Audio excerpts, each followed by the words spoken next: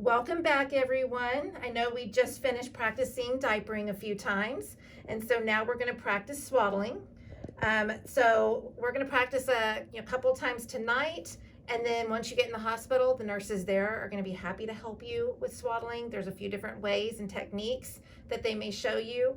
I've heard that the audiologist, which is who's going to do your little baby's hearing screen before you guys go home from the hospital, that she's got the best swaddle because she's got to keep baby nice and tucked in for at least a good hour to get that hearing screen done. So that's definitely going to be somebody you're going to want to watch to do that. When you're swaddling actually helps promote safe sleep because this way they'll sleep on their backs, which is what we recommend. And you saw earlier, we talked about it a little bit earlier in discussion tonight. And it also allows baby to feel like they're back inside mom, all in that fetal position, all tucked in and nice and cozy. So they definitely like the swaddle, and it will help them to sleep better as well. So here I've got a thin receiving blanket. So I'm going to move baby.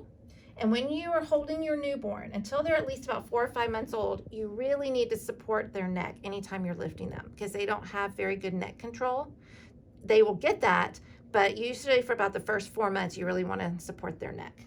So I'm going to move baby over here while I lay out the blanket. And this is a thin receiving blanket right here. So I'm going to lay it all out nice. You've got 4 corners right here. We do provide receiving blankets in the hospital while you're there, but that is also something that cannot go home with you. So you may want to bring one from home, but really we're entering the warm months of the year, the warmest part of the year, so you may not necessarily need one. So we're going to take one corner here, and you're going to fold it down into a triangle, like so. So I'll let everybody practice folding that corner down like a triangle.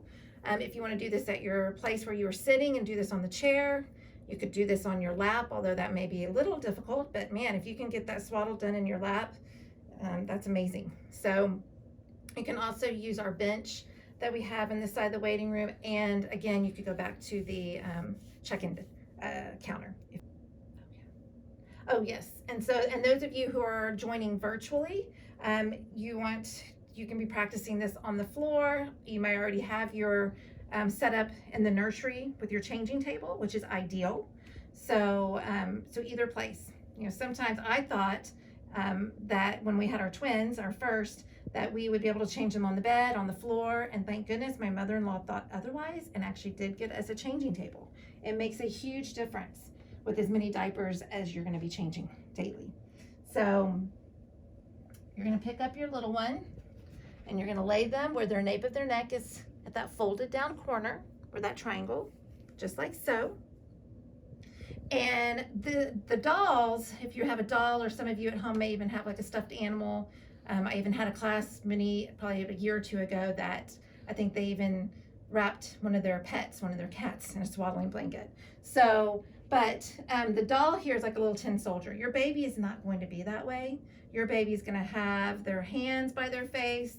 And that's okay, but what we like with the swaddling is just fold their little arms across their belly. They don't have to be right straight side by side against their body, but just across their belly here. So kind of the tighter the better because they feel more protected in there, and it's harder to break out of that swaddle. All right, now you're going to take a side corner and you're going to come all the way across, and you're going to tuck in underneath their bottom like so. So that's one side. Now we're going to take the bottom and we're going to come up, and I want you to go behind this baby's shoulder. So just tucked in. So it's going to basically go right over baby's shoulder, tucked in, as you can see right here, like so. That leaves you one corner left. So you're going to come across, and when you get to right here, kind of at their nipple line, that leaves you, I want you to hold that, and that leaves you this corner. What I'm going to have you guys do is come up and across, and you're going to just tuck it in underneath them back here, like so. Just like so. And you have your baby burrito. Now, Here, it should stay in place because they're going to be laying on their back. It promotes safe sleep by having them swaddled. So, or you could tuck it in the blanket itself if you felt more comfortable with that. Just like so.